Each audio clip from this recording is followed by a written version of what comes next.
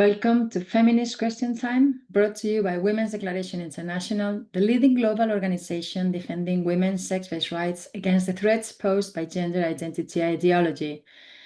Many of our sisters have been active feminists since the 1970s or even the 60s. We were not surprised when this new attack on women came along, and we have not changed our analysis. In 2018, we wrote a declaration on women's sex-based rights, which lays out our position, and it has been signed by 39,554 people from 160 countries, and it is supported by 547 organizations.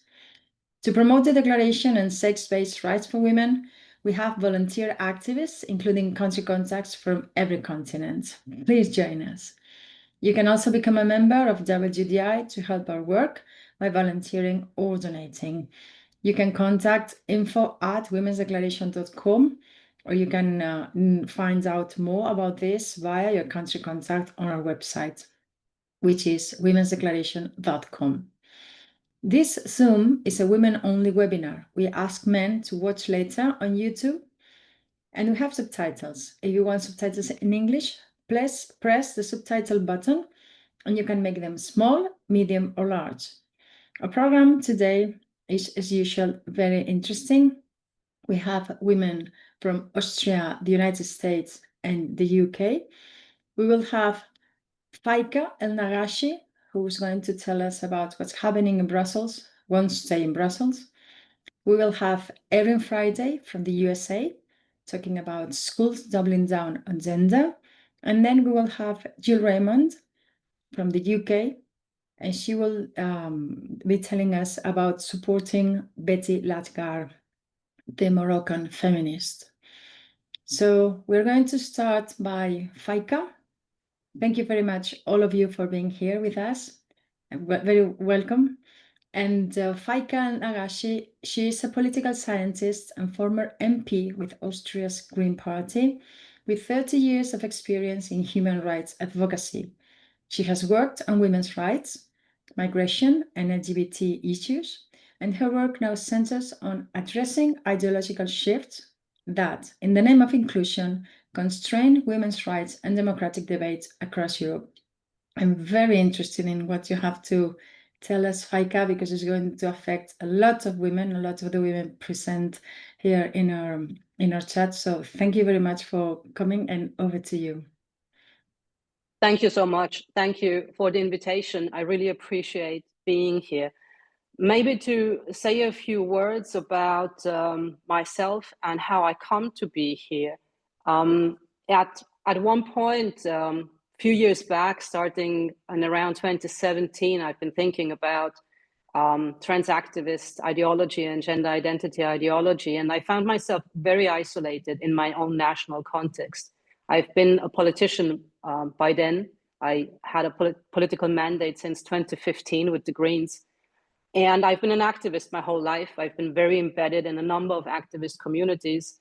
And I felt that it was impossible to address these issues critically in any of my contexts or organizations. And I've been looking to find others and connect with others wherever they were. And I've reached out to many individuals. And one of the first groups and organizations I also reached out to was WDI. And I remember sitting at my office and emailing back and forth and seeing if it was possible to have a co-op call and to talk to somebody and to just get an idea what else is out there, who else is out there. And it very much felt to me like I felt when I was around 16 or 17 and had my coming out as a lesbian. And I was just looking through the phone book, trying to find organizations anywhere that I could turn to. So it is with that in mind that I'm now here for the webinar, and I'm really appreciating everything that WDI is doing. So after I've been out of politics, which I had my mandate until the end of last year, I've been thinking about the situation in my national context from a political perspective and from what I was used to think of as a politician, policies and how they get done, and also what influence we are getting on the national level. And one of the main influences comes within the EU from the European institutions. And I've worked in that context before, because when I started my activism, when I was around 19, I started it in big European organizations and networks focused on youth, on young people. So I worked with organizations such as IGLIO, which is the youth organization of one of the biggest LGBTIQ organizations, ILGA Europe. So I worked with IGLIO and with a number of other European networks. So I've been familiar with civil society organizing on that level. And I wanted to understand why, when we do national legislation, there are so many references to the EU level, whether it's EU as institution or Council of Europe, and why it is presented as if there was such a consensus about these issues. And not only consensus, but also actual facts around some positions, when in reality, this was not, these were not actually democratic debates and not decisions that had been taken. So for the past weeks, or months actually, since the beginning of this year, I, along with a few others, have been looking at this and tried to compile this into a report, and in a way that makes transparent what has been going on in the past 15 to 20 years on the European level, on the institutional level, around gender identity ideology. So the first thing that we saw was a shift in language. And the shift in language is not only something that affects language, but the concepts around it. So references that used to be around sex or the sexes, women and men, something that is very fundamental to the European Union and enshrined in the foundational treaties of the European Union, became changed to talking about gender. Now, this was a development that was also supported by many feminists that worked on the institutional level, and that felt that introducing a language of gender would shift the focus to power dynamics, to social constructs, to social roles, and also to how women and men were embedded within society. So this had potential to also change the conversation in a productive way. This shift was very successful within the EU, and it brought new concepts such as gender mainstreaming or gender budgeting, to basically mainstream this into other policy fields and policy areas. But then at the same time, or quite soon after, another concept emerged, and that was that of gender identity. So when gender identity came, it was very unclear when sex was exchanged for talking about gender, and gender was used or could be used in many different ways, and it was already not very precise. And then gender identity came up as a concept. All of these things got merged and are still causing great confusion. You also have to imagine that all of these documents where they use this language are translated into European languages that do not distinguish, not all of them distinguish linguistically between sex and gender. So already in the translations, it is very much up to interpretation. But gender identity was pushed very directly by a group of activists. So at the moment now on the European level, there is what I would call a trans activist or gender identity lobby. We have 5 big organizations that are NGOs that are very well funded, that receive millions of euros in funding from the European Commission alone. But in addition to that, also from philanthropic foundations, or used to also get money from USAID, for example. These 5 organizations are ILGA Europe, which is the biggest umbrella organization, an LGBTIQ organization that has taken on a trans activist agenda very explicitly since around 2010. Then there's TGEU, which is a trans organization. It is a trans organization set up in 2015. There is OII, which is Organization Intersex International and the European branch. So it's an intersex organization but set up by intersex activists. So you know that they are basically also carrying a trans activist agenda. And you have IGLEO, which is the youth organization of ILGA Europe, and you have an organization called ELC, which is the Euro Central Asian Lesbian with an asterisk community. So lesbian with an asterisk means that anyone who identifies as a lesbian, including men, is welcome to the organization. So these are 5 big organizations that together have dozens of millions of euros in funding and dominate the discussion and the debate on the European level and within the institutions. They not only have a lot of funding, but they also have open doors to the institutions. They are the ones that are invited onto expert hearings, round tables, consultations, contribute to strategies and position papers. I myself have been involved with 3 of these organizations. I was active at IGLEO. I was working with ILGA Europe in Brussels, and I was a board member, the treasurer of ELC. So I know these organizations, and on the other side, you have almost nobody, not individuals and not organizations on the European level that counter these positions. So first of all, you would never get any funding from the Commission. There are no philanthropic foundations anymore. Those that used to support women's organizations or lesbians, such as Mama Cash in the Netherlands or Austria in the US, have as a condition for their funding that the organizations be trans inclusive. But on the other side, or the other challenge, aside, funding aside, is that there is a fear of being labeled as right-wing, being likened to Trump, Putin, and especially in the EU context, Orban, if you take a critical position.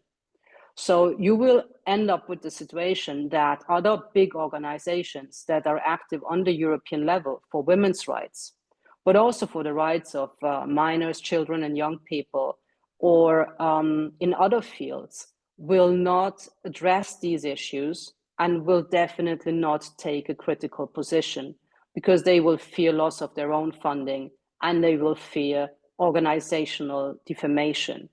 And this has also crept into other areas of civil society, that organizations that work on issues of asylum, disability rights, anti-racism, or development cooperation. So these organizations have been pushing gender identity ideology in a very well-funded way and with great connections into the institutions. And instrumental for the success of it in the EU context were the Yogyakarta Principles. So in 2006, they were put together by a group of academics. Not sure how much detail I should provide here about these principles, but they present gender identity as a core. And then later on, 10 years later, when they were amended, they added gender expression. The Yogyakarta Principles are a few sheets of paper, but they have had a success story that now they are seen as an authoritative text by the EU and also by the Council of Europe. So quite early on, by around 2010, there were the first times that they got mentioned by first the Council of Europe, the Commissioner for Human Rights, who put out a statement, and in that statement referred to the Yogyakarta Principles. Later on, the Fundamental Rights Agency, that is one of the agencies of the European Union, very important and impactful when it comes to a human rights position of the EU, mentioned in their research papers the Yogyakarta Principles. And so some years later, European Parliament was referring to the Yogyakarta Principles, and they were accepted as a human rights document and as something to implement and to aspire to. So the Commissioner for Human Rights of the Council of Europe would call on member states to implement the Yogyakarta principles. So a true success story, where there were also connections on an individual level. So we know that the lead rapporteur, the lead drafter of the Yogyakarta principles was Michael O'Flaherty. And Michael O'Flaherty later became director of the Fundamental Rights Agency of the EU that took up the Yogyakarta principles and continuously referred to them, and is now Human Rights Commissioner of the Council of Europe. So the Yogyakarta principles were really pushing this issue in a way that it became gender identity as a human rights idea and standard became everywhere, omnipresent in soft law throughout the European institutions, and then moved from soft law to becoming actually policy. And there was a push, a constant push by these organizations also. And of course, you have many within the institution that were supportive of these ideas, because very few only understood what this actually meant, or that there was conflict with other rights or with other groups, and there was nobody to address this. So that leads us to a situation where we have in 2020, so to look at the more recent time, we had a so-called LGBTIQ equality strategy. So this LGBTIQ equality strategy lays out, it's from the European Union, and it lays out a few things that are the main policy issues and main policy points that the EU and also the Council of Europe are pushing for now. And so one of them is self-ID. So they are looking to find a way to push for self-ID laws throughout the region, throughout Europe, throughout the European Union, but also in the Council of Europe. So one is self-ID. The other one is conversion therapy bans. So conversion therapy bans that include gender identity and gender expression. They're also looking to push for this. And it is something that is quite high in priority, because the commissioner that's responsible for LGBTIQ rights is Hadja Labib, and she has been tasked recently by Commission President Ursula von der Leyen with implementing conversion therapy bans throughout the EU. So that's a second policy issue. And the third one is to expand the hate speech framework. So already in 2020, again, Ursula von der Leyen, who is a conservative, gave a presentation in the State of the Union. She spoke about making hate speech and hate crimes so-called EU crimes. So now at this moment, there are 10 EU crimes, and they include crimes such as human trafficking, cybercriminality, drug smuggling, serious transnational crimes. So there is a drive and the push to put hate speech and hate crime on that very same level. And she mentioned that, so what should be included in that part of hate, in that aspect of hate? So then there's racism, and then it would be hate on the basis of, she said, sexuality and gender. So sexuality and gender, it doesn't even make sense as a combination of words or as a concept. Anything can be interpreted into it, but we know that there is a document in the background that would fill this with content, and the document in the background is the LGBTIQ equality strategy, because that's the main document that lays this all out. And this LGBTIQ equality strategy is an activist document. So hate and hate speech, that's the third policy field. But in general, the LGBTIQ equality strategy and the whole approach looks to mainstream LGBTIQ or trans activist or queer positions and agenda throughout all policy fields. So all policy fields are affected by this. This is anti-discrimination, equality, employment. It is also health. It is data collection. It is sports. It is education, of course. So the idea is to mainstream this. It is basically copying and mirroring what the approach was in the 1990s around gender mainstreaming, understood as equality between men and women. Now we have to go 10 steps further and mainstream this aspect here. And just to mention at least this other area, the EU is not only looking at the EU or at Europe, but they're also looking at exporting this globally. So there is the area of external relations, and in this area of external relations, you can be impactful through funding, but also on the level of diplomacy.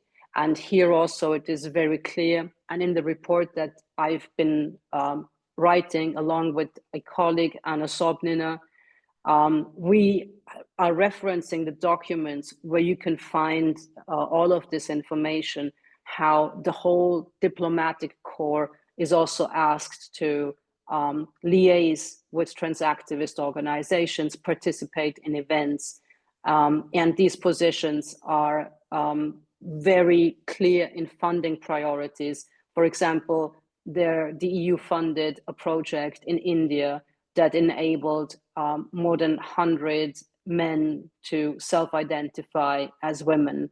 And they do this in a context where there is terrible violence and misogyny towards women, and also homophobia. So this is the overall dimension or picture of this. And then we thought that this is something that almost nobody knows. It's very complex, very technical often. Very few only understand. It becomes very difficult to follow because there are many acronyms that are used. The meaning is often shifted. The Council of Europe, for example, has set up a unit. It's called SOGI, and that was in 2014, but now it is called SOGIESC. So SOGIESC is short for sexual orientation, gender identity and expression, and sex characteristics. Though when they say sex characteristics, they do not mean men or women or male or female. They use it as code to refer to intersex. So this unit provides training for administrative staff all over Europe, for the judiciary all over Europe, for law enforcement, for equality bodies, and they provide training in a way that they promote gender identity and a trans activist agenda. And that is very clear when you look at it. So even while on the national levels, we may try to implement different legislation, you have all your staff and you have a lot of professionals go to these trainings and get fed an ideology that they are made to believe that it is law, or it is a human rights consensus or a human rights standard. So when we looked at all of this, we thought that we should try and confront this one way or another. And that's why we decided to set up an organization that we will launch soon. We will launch in October. It's a European initiative. It is a form of think tank. It is supposed to be a strategic hub in the platform so that we can address all of this. And it is called Athena. And what we will try to do is to monitor what is going on this level and try to pass this on as information, but also translate it in a way so that it's useful for advocacy on the national level. It can be understood what's happening, what's going on, and also what's coming. We are also looking to speak publicly, I myself, but also some others who are knowledgeable about this, to break the media silence that we still have throughout Europe, not in the UK, but in most other parts of Europe, the media silence around this, and also to try and support others cross-regionally with capacity building, with information sharing, with supporting those organizations that already exist. I know that many parents have come together and set up organizations and groups. Many feminists do grassroots work and activism. So we will try to bring this together and to amplify it. And what we're trying to do is to have clarity about what is going on and to show that there is a lot of courage already going on. And we are trying to put a dent, at least, in this whole machinery, and speak from our own different positions that come from a broad political spectrum. I myself have been with the Greens. I speak from a lesbian and feminist position, but there are others who bring in their own professional expertise. And I'm hoping to be able to build something that is impactful and strong and resilient in the face of all of this. Thank you very much, Faika, for this information, which is very important to know. It's terrifying on one hand, but at least if we get to know it, we know where we are, and then we can try to find a way forward or against these things. And it's very interesting what you said about the launching of this organization. So please keep us posted, and maybe we could, when you launch, we could also help you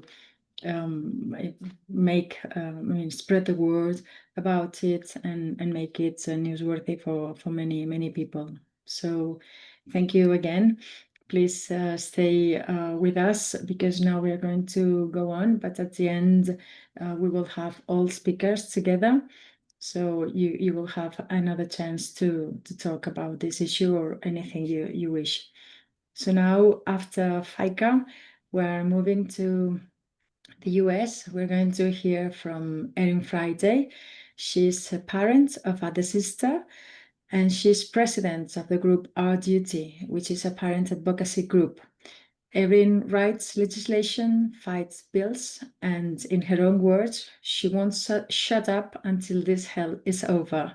So delighted to have you here with us, Erin, and over to you. Thank you very much. Thank you so much for inviting me. And Faika, I just want to add to what you were saying before I launch into what I was intending to talk about. I just received a invitation for a group in Taiwan that is seeing that they're getting their, gender ID laws. They're trying to push that through in Taiwan. This is spreading. Korea is also fighting this, and they're trying to stamp this back before they have self-ID laws positioned. But they are watching us from afar, and they see it before we did. We had to react to an unknown, and Asia is watching and seeing what is happening to the United States and to Europe on this, and hopefully trying to stamp it out before these laws pass, because they understand it. So kudos to all the work that you're doing, and all the work that these women have been doing for the last year. It's a really heavy journey that we're taking, and it's like rolling the ball up every day and then rolling it back up the next day. So thank you so much. I kind of want to start my presentation with a little story. So there's a man who is walking along a river, and he sees a woman in distress floating down the river, and he jumps in and he pulls her out and he saves her. And then another person comes down the river and he pulls her out and saves her. And he's doing this time and time again. And it finally dawns on him to walk upstream and to find out why all these people are falling in the river in the first place. And that is the schools. The schools are creating trans-identified kids. We all know about the internet pull for these kids too, but really it's emanating from our schools. And until we can stop really creating, because that's what we're doing, that's what's happening, is we're creating trans-identified kids who would normally grow up to be, gay adults or lesbians or just quirky, funky, gender non-conforming kids or just sad kids are being created out of our schools.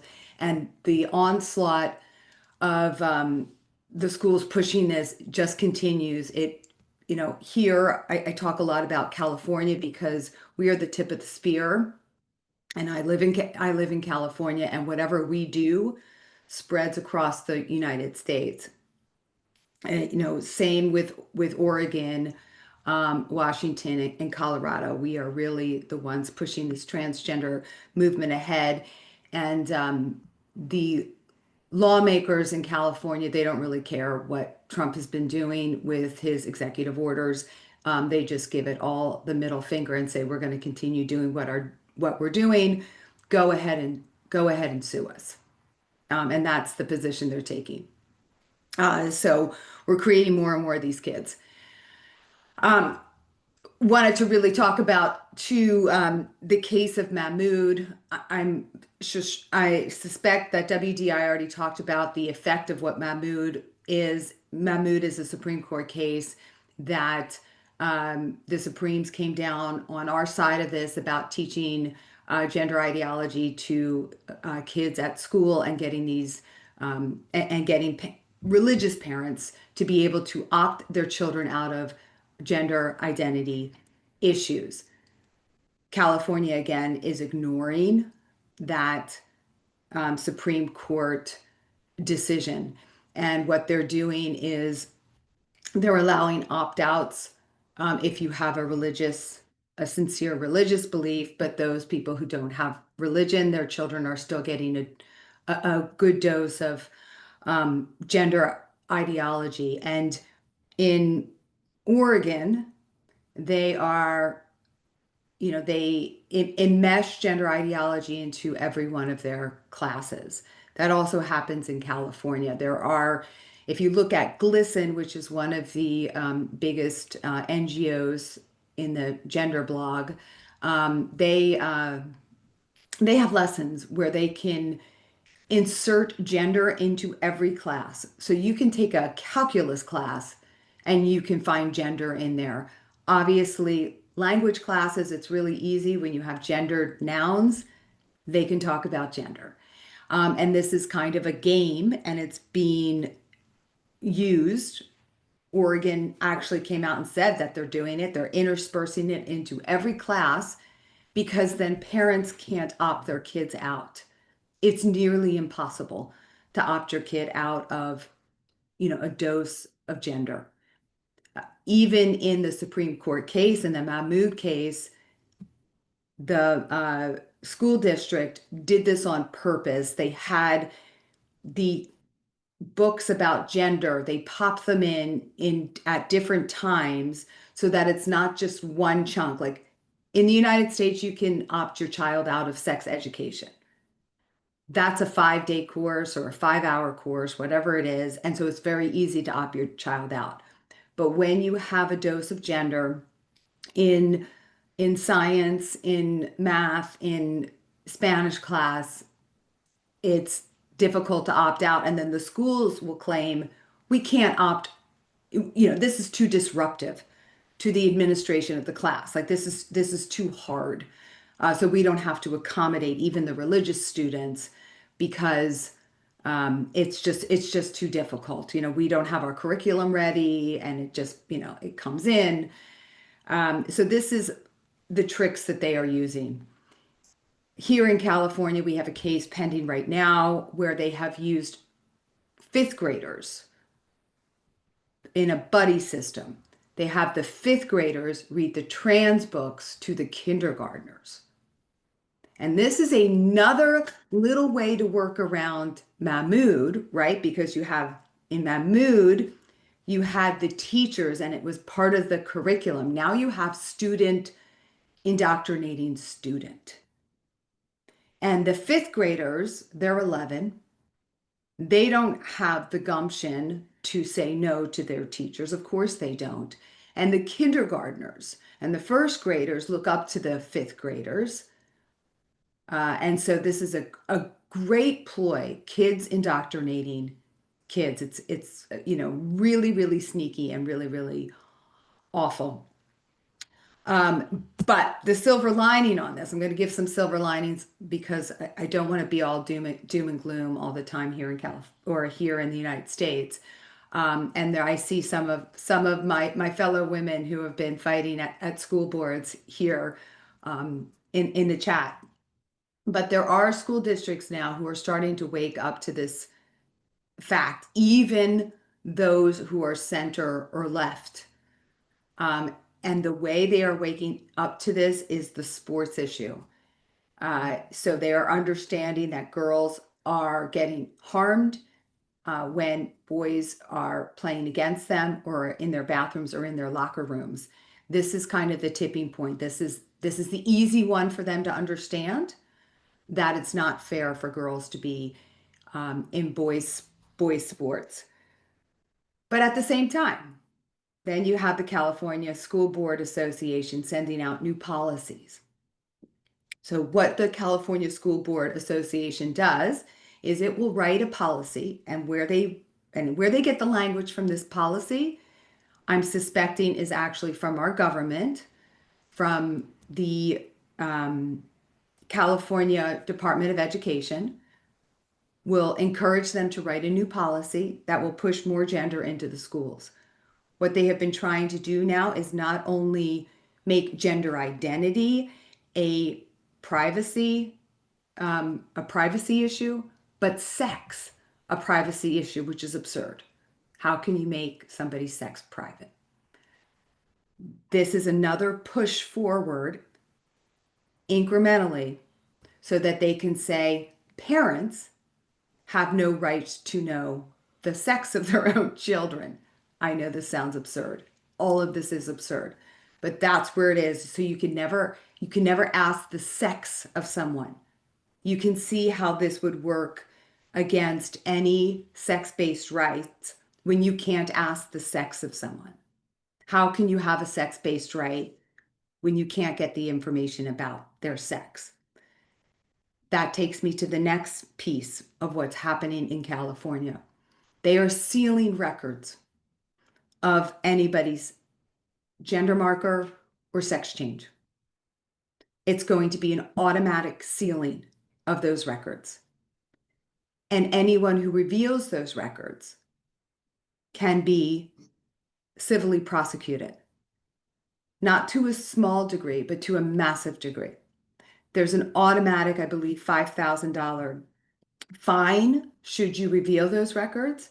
Now we're talking just the records now that are sealed, but that's incremental to where they want to go, which if you reveal the actual sex of anyone, regardless if it's through a record or not, that you're going to be fined. So you see where we're going, where you're not allowed to say what somebody's actual sex is. That's where we're going.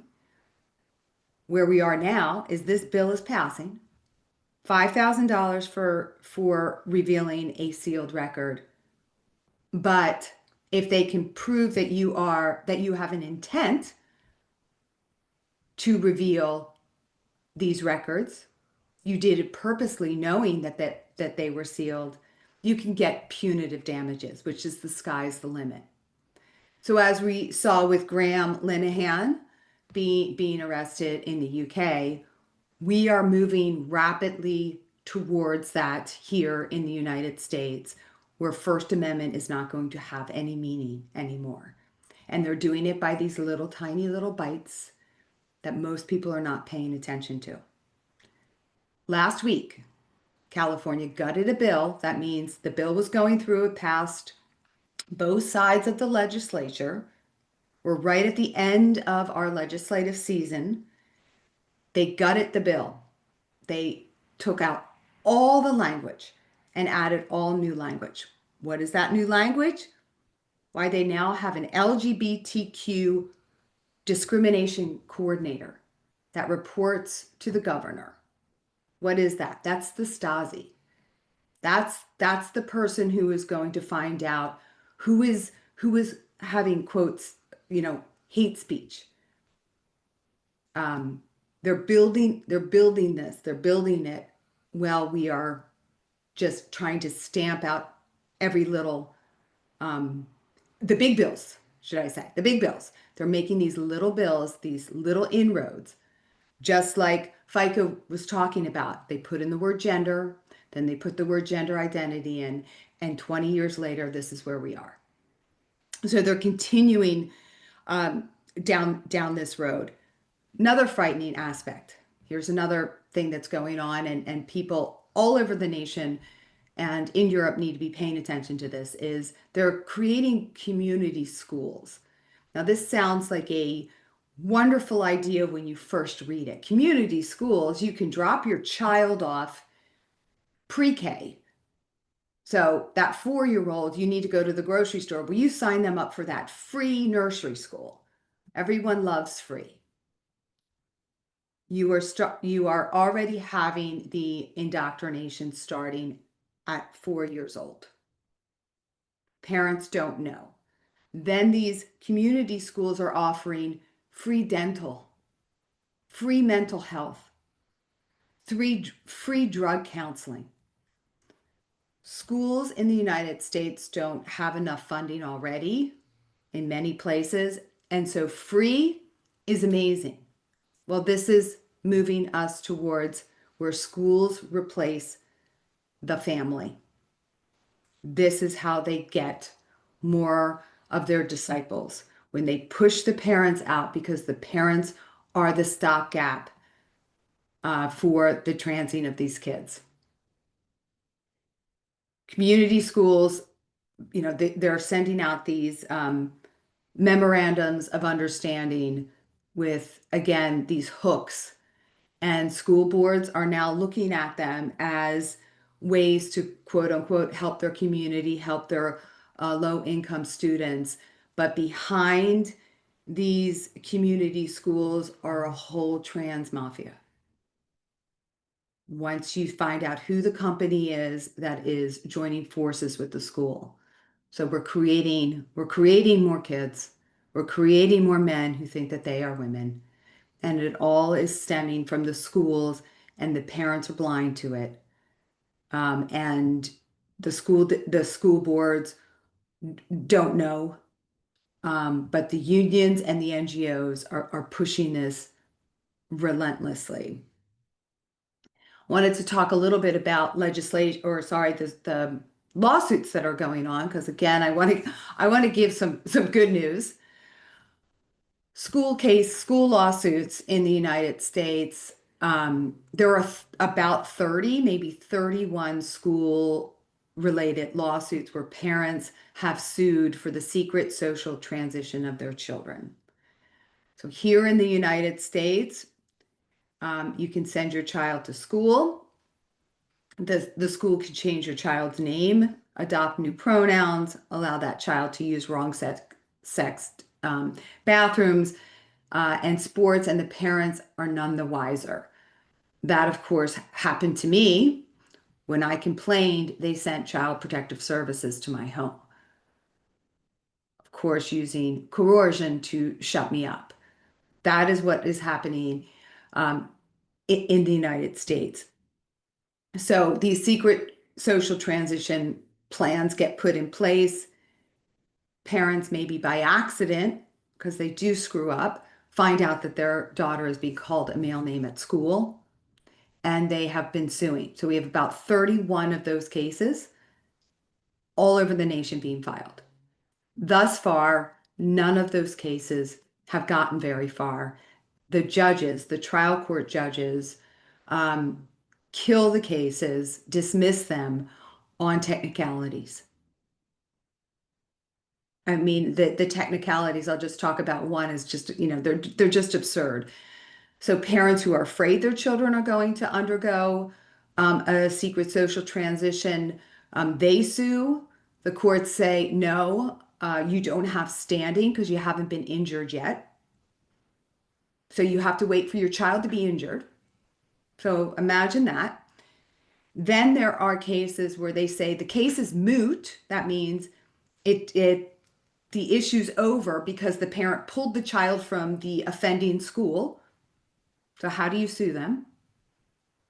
Then there's cases that have what is called qualified immunity. Well, the school didn't really know what they were doing was wrong, in layman's terms. And there's some other technical basis that these schools are avoiding adjudicating. The real issue is, do parents have a right to raise their children in their sex? That's the question. This question is getting up to the Supreme Court of the United States. There are currently three cases, and likely a fourth, asking for the Supreme Court to weigh in on this issue. Again, a very simple issue. Do parents have a right to raise their child in their sex? I know that the court will answer that question in the yes. We know this because 3 judges have already signaled that. And just last week, Gorsuch had weighed in on a Supreme Court case, and I think Gorsuch is going to come back to the fold. He's one of the Supreme Court justices who wrote a terrible opinion, but I think he's coming back into the fold. So I'm hopeful that in the next year, we're going to have a very positive result from the Supreme Court in the United States saying parents can raise their children in the sex that they were born, and schools are not allowed to secretly socially transition the kids. That's probably about a year out, but this is very, very positive news. And I think the Supreme Court has been waiting on this one, to pick the perfect case, and I think the perfect case is before them. So this is really beneficial, and this is going to, I think, have an effect hopefully across the world. But I don't know. Maybe I think the United States has more power than it does. But that's really beneficial.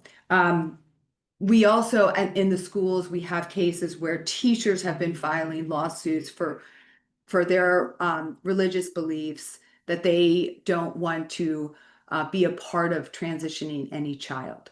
Those cases are wildly successful. It's insane to me that the teachers have more rights than the parents, that those cases have been winning. Now, they have a religious component to it, and when you have that First Amendment right, that seems to be the trick. But those of us who are not religious, we have to really start filing these lawsuits and protecting those who are not of the religious persuasion. So let me run with that just one more minute. Here in California, there was a school board who, now I can't see into people's hearts, so I don't know if one of the things that the school board decided to do was for a good purpose. The school board member who proposed this policy broke down in tears in the middle of the presentation. But what this school board was trying to do was create an avenue for girls to be safe from boys in bathrooms and changing rooms. And what she proposed is that the girls say that they have a mental health issue, and that would give them protections. That's insane. Of course, this was in Temecula. This reached some international news, but it's the reverse, is it not? Gender identity is in the DSM as a mental health issue.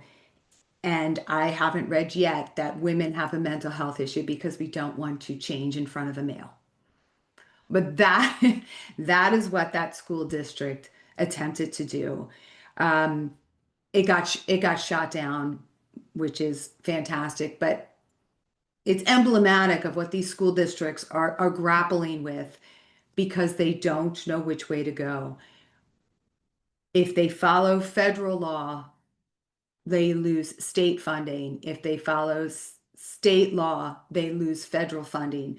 And so they don't understand the law, and they are just sitting here waiting for someone to tell them which way to go.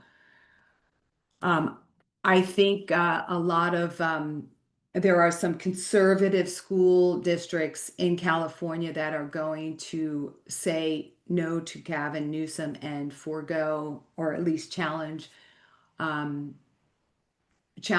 the law that has men or boys, being able to choose sports and bathrooms by gender identity. There are currently three lawsuits in California on that issue, but I'm hoping that a school board will actually just say no and change the bathrooms back to be based on sex and let Gavin Newsom sue them. And we're looking for a school board who will be bold enough to do that, because we really need these schools to stand up against the machine. And I think there are some that are willing to do so. And there's certainly a lot of student backlash. I see people in the chat here that students have had to walk out at Temecula, and students have had enough of what is happening at their schools. So that is my focus, is really on schools. And I'm going to end with again some good news, because I don't know what's happening in Europe on this and in the rest of the world, but here in the United States, parents are losing custody of their children for not bowing to gender ideologues. Parents who refuse to socially transition their child, call their child a different name, or treat the child as another sex, are being investigated by Child Protective Services. Child Protective Services, I mean, they'll put it in writing. I have a document that says it. The reason why this mother doesn't have two of her daughters is because she talked to them about the dangers of gender ideology when her daughter said that she was a boy. That's it. That is her crime. And what the courts are doing is they're sealing those cases. And so nobody knows about them. They put gag orders on those cases. So they happen over and over and over again in silence. I am lucky enough that I changed parties yesterday, but the Trump administration, whether you like them or not, I don't really care. But I and a group of attorneys, we wrote a proposed executive order to deal with the weaponization of Child Protective Services against people who believe in biological reality. I submitted it on Friday night at 9:00 in California, 9 p.m. Saturday morning, I had an email from the administration. That's how hot and heavy they are to address this issue. I had a meeting 3 days later. So that's the silver lining, is this administration, whether you like them or not, again, it doesn't really matter. They are hot and heavy on this issue, and they are going to move forward in destroying gender ideology wherever they can. So I want to end on a high note, is that DC is really willing to talk to us and listen to us and take our ideas and run with them. We just need to keep helping them, and helping them requires us to be the lawyers, us to do the legwork, and us to present packages that they can take, because they're overwrought with work, and they're still weeding out people who believe in gender ideology in the administration themselves. So with that, I'm going to end. But with every step forward, we're making a lot of steps forward, and so we just need to keep pushing. We need to keep pushing. Thank you so much for having me. Thank you very much, Erin. We know in California situation is very complicated. Our sisters from Wolf Women's Liberation Front, they sued the state of California or the prisons department for allowing male inmates in female prisons. So we know the situation there is there. There was this video some days ago on X about Gavin Newsom saying something that he got the sports issue. We don't know where is that going, but thank you very much for your work. Oh, I and could the work talk. you do. I could talk on that. I mean, I wrote the sports bill here in California, and we were called Nazis Well, for presenting the bill. we are.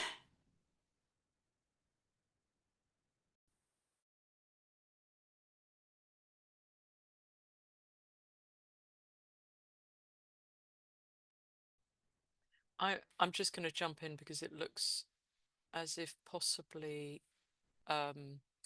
Amparo's internet is broken. I'm sure she'll come back. Frozen, yes, exactly. Good word. Marianne, thank you. So she'll come back again in a second. But Erin, can you tell us a little bit more about the sports bill? Because I certainly don't know much about it. Well,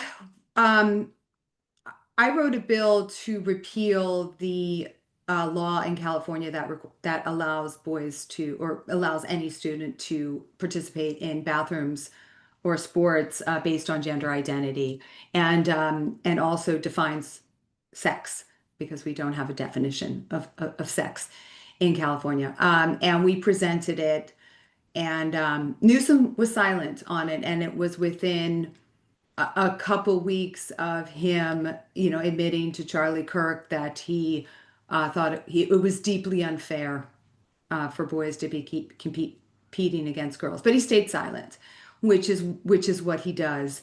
And his henchmen killed the bill, despite, I mean, we had people from all walks of life, a lot of people who are here today on this chat, go to Sacramento and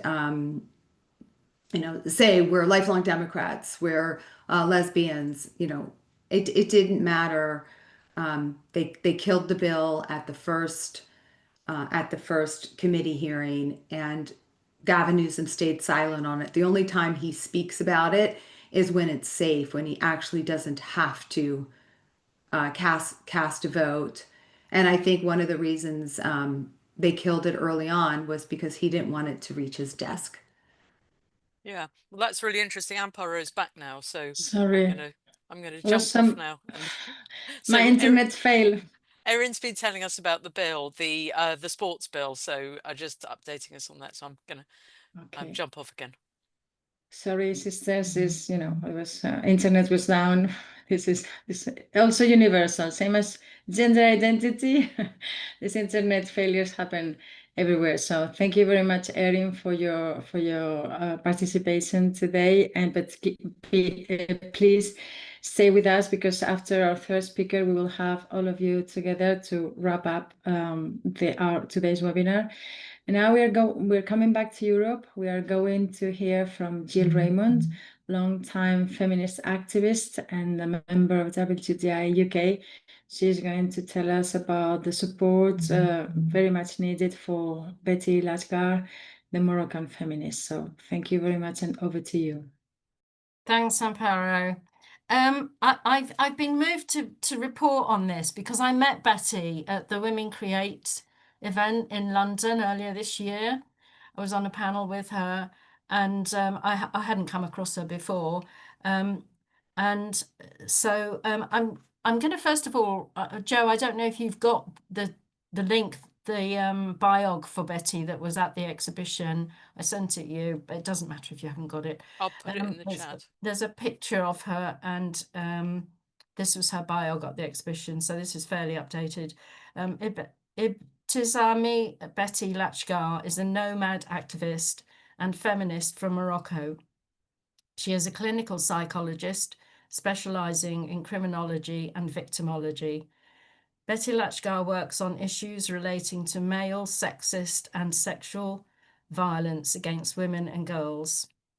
In 2009, she founded the Alternative Movement for Individual Liberties, it's known as the acronym MALI, in Morocco, which is a civil disobedience feminist LAIAC movement. I'm not sure what a LAIAC movement is, to be honest, somebody might know.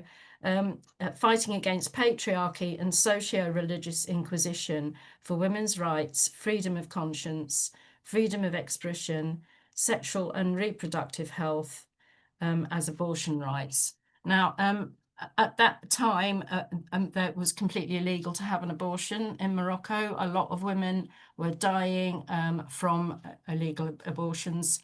There's been a little bit of an update on the abortion situation, in that if you've been raped and you need an abortion, you can have one. I think there's one or two other clauses, but basically it's still pretty much illegal to have an abortion in Morocco, and hundreds of women are dying from that. So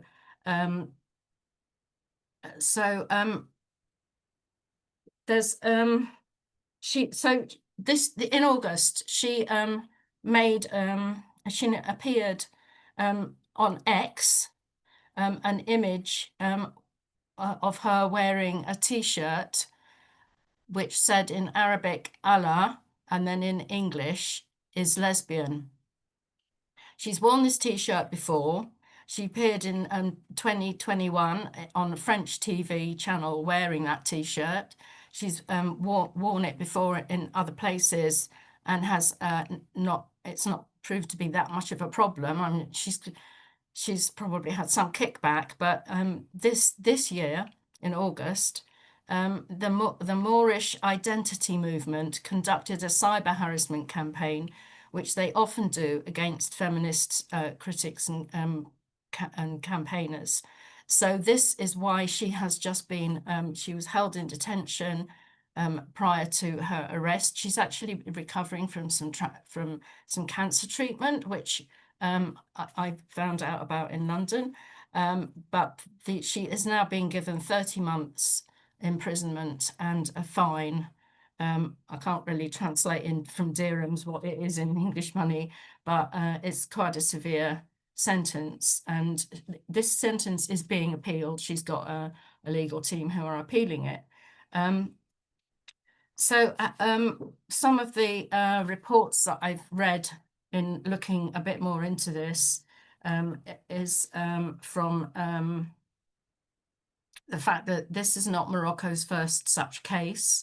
In 2022, a Moroccan court sentenced blogger Fatima Karim to 2 years in prison for allegedly insulting Islam through Facebook posts. Some voices argue that her detention may be the safer option in the immediate term, because in a Muslim majority society, highly provocative acts can expose an individual to harassment or even vigilante violence, and that actually includes from within the family. So that's one perspective. Basically, this public order perspective is that some defend such prosecutions by noting that blasphemy-style offences aren't unique to Morocco, with a number of countries across Europe, Africa and Asia still penalising acts deemed to insult religion or wound religious sentiment. In fact, these detentions are protecting blasphemy laws from scrutiny. And this is something that we've actually been looking at a bit in the UK. One of the involvements that Betty has is that she her organization Mali is part of an international organization called One Law for All, which is an international coalition of ex-Muslims. Now, they're holding an evening, One Law for All are holding an evening in London at the beginning of October, which some of us are going to go to. It includes a speaker, Anna Zobnina, who Fakia mentioned earlier.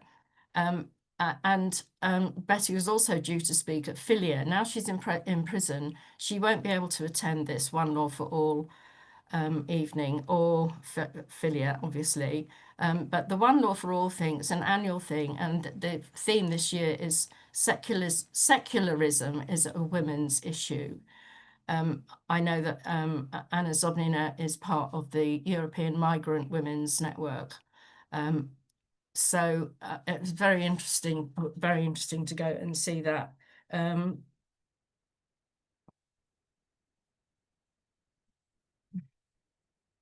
Well, I might not have that much more to say because I've got these notes and I've had to do a bit of a rush job on catching up on this. I can read a little bit more from Le Monde in some of the criticisms that have around the reasoning on the grounds of rights, but those who support the action frame it as a difficult trade-off between freedom, free expression, and the state's obligation to guard public order, religious sentiment, and the individual's physical safety.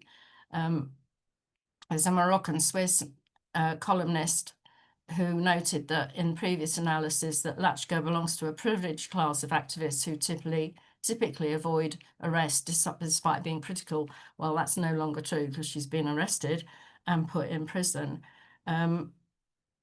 He pointed out that she has alienated potential supporters in the West. I find this quite interesting because of what's going on in the UK. Feminists, he suggests that feminists have been alienated by her position due to her gender-critical positions, which I believe she didn't used to have. She was very much went through the LGBT thing, and she is now gender-critical. And then also conservatives are alienated despite her Islam-critical statements because of her stance on abortion and criticism of all religions, which is where the secularism comes in. Liberal secularists in Morocco, he added, may sympathise, but they cannot publicly support her since Lachgar's notions of freedom far exceed existing fantasies.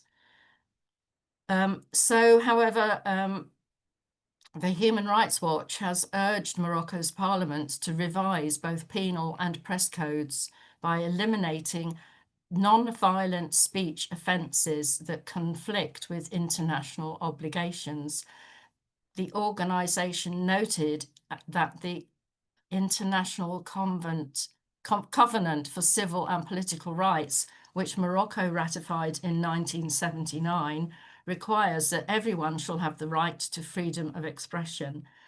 Decriminalising peaceful speech, including laws on blasphemy and insult to religion, should be a top priority for Morocco's legislator, Salah concluded. Now, this really, for me, overlaps quite a lot with what we're looking at or potentially looking at in the UK here. It's a bit like we've had described from Faika and Erin, that they bring one word in and then they bring the addition in and then they bring the next bit in. And what we've in UK WDI, we've looked at, there was a recent government secret consultation on redefining the definition of Islamophobia. Like, that rings bells, that rings the transphobia bell. So it was a secret thing that they'd only really invited Muslim networks to, and it got blown out of into the public realm.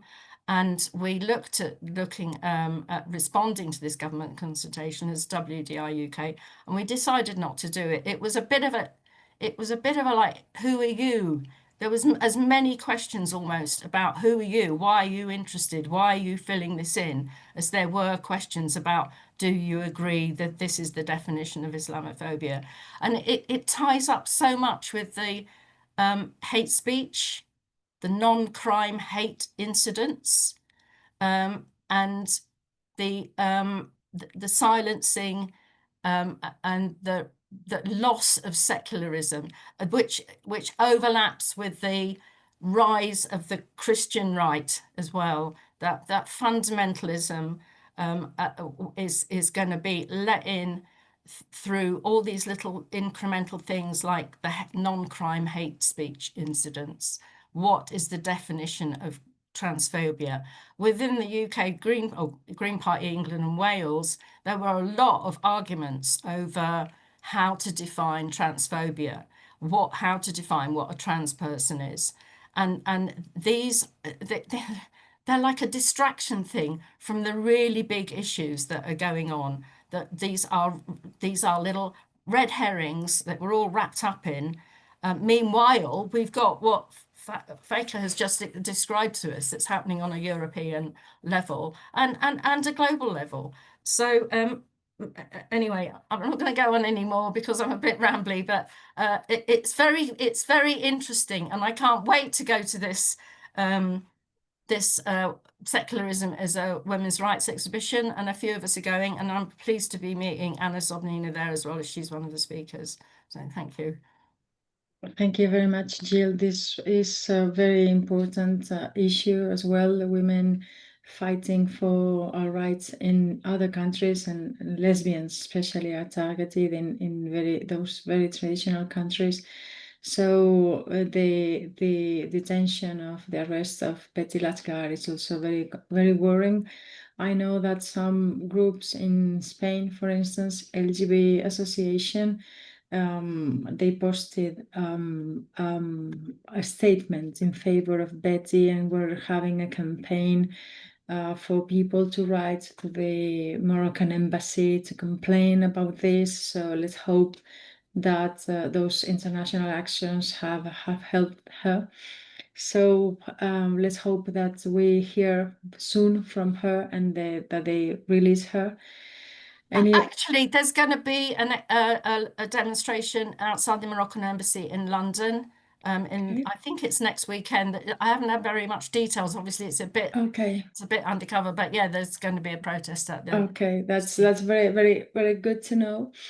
So coming back to our webinar, now we have all our panelists here together in case they want to add something to their own presentations, maybe comment on some the other speakers' issues. We have some questions in the Q&A to Faika. There were some questions about those 5 organizations that you were mentioning that were the core, the trans activist organizations that were very influential in shaping EU policies.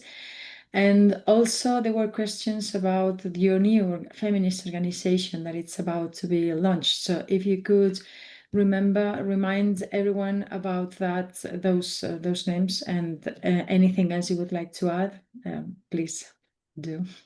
Over to you. Yes, thank you. So it gave me the shivers listening to you, Erin, and not in a good way. There are some things I would like to point out with regards to this. So one is about a certain dynamic between the US and specifically Europe. So what some might think that the tide is turning with everything going on politically in the US, but also with the movements in the UK and the Supreme Court ruling in the UK. But that is not the case. There is a very complex dynamic. And what is happening is that there are many fields in which the EU cannot stand up to Trump politics, economics, and geopolitics in the broader sense. But in this aspect, which is highly loaded, the dynamic is so that whatever the US under Trump is doing, the EU feels compelled to do the exact opposite, and without even looking at the issues. And it is actually counterproductive in the sense that it becomes even more difficult to actually look at the issues, such as education, for example, or women's rights, or the rights of lesbians and gays, and so on. One of the 5 big organizations that I mentioned, I'm happy to repeat the names, but also the report will be out very soon. And maybe, when you read the report, and there are many links embedded in the online version, you get a better picture of these organizations. But one of these organizations, the Euro Central Asian Lesbian Community, where I was also a board member, talked about the Trump executive order and the UK Supreme Court ruling in one sentence, relating it as fascist. So this is one of the big 5 organizations funded by the EU, among others. And they even, Trump might be one thing, but they even refer to a Supreme Court ruling of the UK in the context of labeling it as fascist. So that is where we are standing with the EU and with what is going on there. The second point I wanted to make is, because you mentioned it so frequently, Erin, is, and I completely forgot about this in my presentation, is strategic litigation. That's also happening, of course, in that context. So we have 2 relevant courts. One is the Court of Justice of the EU, and the other one is the European Court of Human Rights, which is with the Council of Europe. And trans activists have brought forward many cases that have changed considerably the legal conditions that we have. So one court is maybe less relevant, but still the judgments have influence. And the other court is very relevant. And we have a very concerning ruling there that links gender identity and freedom of movement within the EU. So basically, if you have a country that allows for self-ID, that other countries must, even if they don't have on a national level a regulation, even to legally change sex, must accommodate that in one way or another. And the other side has been very late to also bring cases. I mean, strategic litigation has been used by all in the broad political spectrum, of course, to further their causes. But now we are confronted with this, and the most probable cases are cases of children brought forward by parents. But still, this takes years. It takes years. You have to first identify the cases, and you have to go through all of the levels, and it takes a lot of resources. And especially in the cases that involve children and parents, it's a very difficult and challenging situation, of course. The third thing I wanted to say, and that this is an answer also to one of the questions that I saw, was what do the political parties do about this?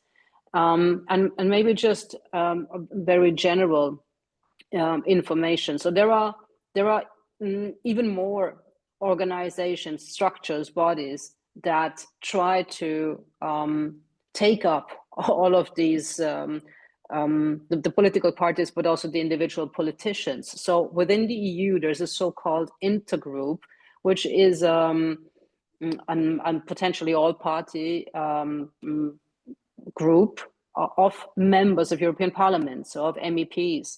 And it's an LGBTIQ intergroup. It is the most influential intergroup within the European Parliament. So you could set up intergroups for different issues, but this LGBTIQ intergroup has, I don't know, maybe 150 members of European Parliament from different parties. And they together are also closely liaising with the NGOs, but also pushing for this within their own parties then, when the politicians go on and lobby within their own parties, but also within European Parliament, within the different commissions that they sit in, committees and so on. This is one group, but then you also have another group, which is the EPF. It calls itself European Parliamentary Forum. It's just an NGO, it's just a lobby group that gives itself this name and has around 300 parliamentarians all over Europe. Their focus is sexual and reproductive health and rights, but they have added gender identity and also trans activist positions to their portfolio, and they are using this as a network to, on the national level in the different countries and parliaments, and then of course also on the European level further these causes. So many individual politicians are somehow embedded in these initiatives, and I don't really know what they are about. Most of the politicians do not understand the issue at all. It is an intellectual laziness that is prevalent among them. Then some are scared to really involve themselves because the issue is very contested, because they don't want to seem as homophobes, because they somehow think it is the same. It is a logical continuation of lesbian and gay rights, especially when they are conservatives. They are reluctant to engage in the issue.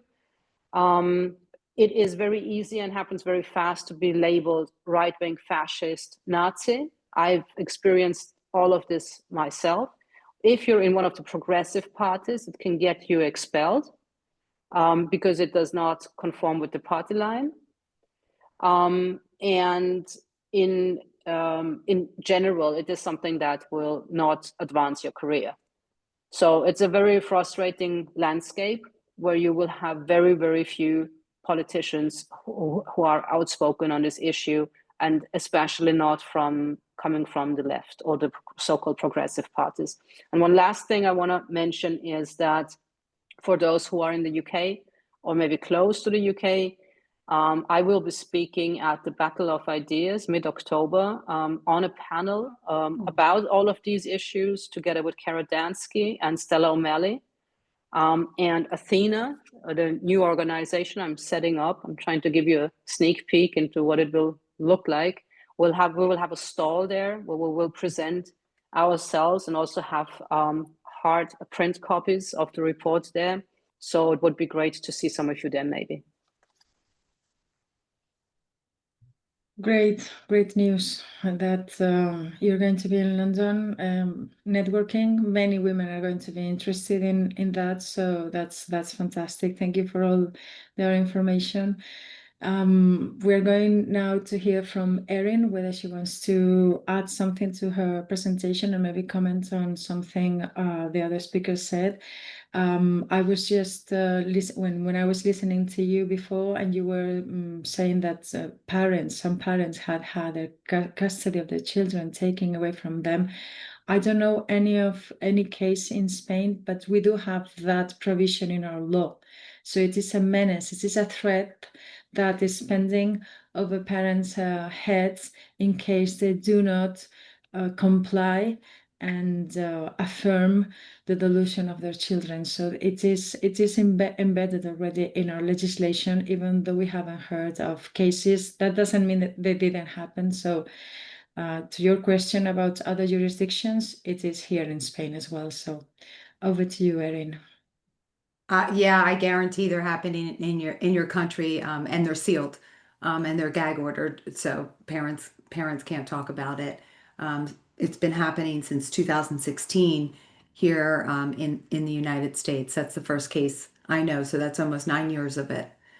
And I agree with you that Trump is such a hot topic that here in California, when I go to the legislature, the dais always talks about Trump proofing everything, and so they're pushing through rapid fire laws. If Trump goes left, they go right, regardless of if they're even hurting themselves. This is just the truth of it, because he's such a divisive figure. So I agree with you. It's a double-edged sword, but in working with their administration, the Federal Trade Commission, the DOJ, who I know closely, and the DOE, the Department of Education, they're in this for the long haul. I mean, they're in it for the right reasons. They understand it. And even our HHS, our Human Health and Human Services, I don't know if people read that report. It's 400 pages long, but it's filled with statements showing that this administration understands that the trans movement is hurting women, and is hurting lesbians. It's hurting the gay community in a huge way. That's the first time I've seen something like that. I actually do know who authored it, and I know the position he comes from, which is probably very in line with the position of WDI. But to that, we actually really need the women's groups supporting some of the legislation, and I'm going to call on WDI when hopefully I get this federal legislation that I'm proposing presented, because we need to show, because the Democrats hate it. The Democrats hate it when we are across, when we are joining forces. I like to spotlight my lefty groups supporting bills, right at the top, because it kills them. We have some women here again who show up. Sasha, thank you. Who, they come up to the microphone, and the Democrats are like, yes, somebody on our side, and they just kill them. They kill them, if they've got their purple hair and their, and then they come out and spew against the transgender agenda. So your voices really, really matter. I look like a right-wing conservative evangelical woman. I can't help that. And so it's easy to throw stones at me. So I'm sorry to say, women, we know this. This is always our burden. Our burden is to be the loudest. It's to be the first people shot at, and we won't get any of the glory in the end. So we need to understand that. And then I just want to end with something that's going on in Colorado. I'm giving a plug for Colorado, Protect Kids Colorado, which is a ballot initiative that will get boys out of girls' sports and bathrooms and will stop gender interventions, which I actually think we should change that term to be sex rejecting interventions. Let's try to adopt that language, sex rejecting interventions, which I'm trying to get into law. But they are collecting signatures for that ballot initiative, and they have a shot. And that means the first blue state could possibly get this issue on the ballot. It's not going, they need probably another $30,000 in funding, which is really a drop in the bucket. They have a huge volunteer basis. If you are in Colorado, people in Colorado, you have, $10 to donate. Please do, because we need to flip one blue state in the United States. And Colorado is running with it right now. So that's my last plug. And thank you so much for inviting me. It's been really a delight. Thank you. Thank you very much, Erin. And Kara Dansky in the chat said that she's happy to have a look at your bill and share it with WDA USA board. So I'm sure you're going to be in touch, and let's hope that initiative gets successful and it has an influence in the country, and let's hope also overseas. So now we're going to Jill as last thoughts about your participation, or maybe something else that the other speakers said. Oh, I can't think of anything very much. We're still reconvening. I'm really sad I'm not going to the Battle of Ideas now, because I didn't know about you and Cara coming. But there are some WDI UK women attending that. I can't get to London that frequently. So I'm going to the breakout room, and yeah, there's a lot of connections. I'm not going to affiliate either. It's just too big and too much for me now. But and I hear that the tickets have sold out for Sheila's book launch, so can't go to that anyway. Well, so many things happening next month in the UK. So it's good that women are making some noise on this issue, and also networking internationally, because the same way the trans activists are linking internationally and spreading the word of what they call good practices, which are horrible. We are also networking here and trying to advance different legislation in our countries.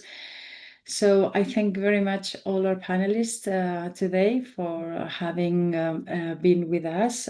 We have shared the links to the breakout rooms, and of course the panelists are very much invited should they have the time. And if they don't, it's not a problem. Some other time maybe, but if you do have the time, women will be very, very eager to talk to you, to discuss some of the topics that you have presented today. So the link is in the chat. We're going to share it before the end of the webinar, which is practically in a minute.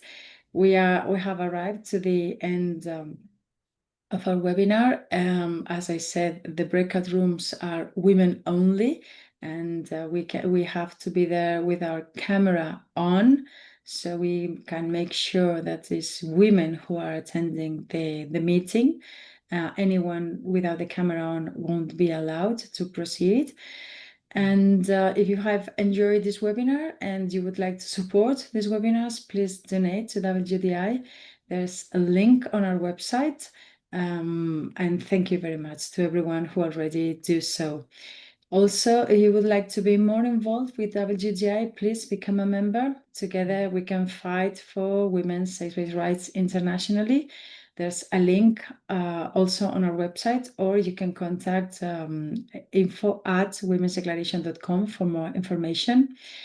A quick reminder of our Sunday webinars that we have every Sunday at 10 a.m. UK time. And of course, this series of webinars every Saturday when we hear from women all over the world, mainly about sex-based rights, but also some other times about some other radical feminist issues. So thank you very much to the team. Joe Brew was on tech, and Sheila Jeffries and Joe for organizing the series of webinars. And see you next week. Thank you.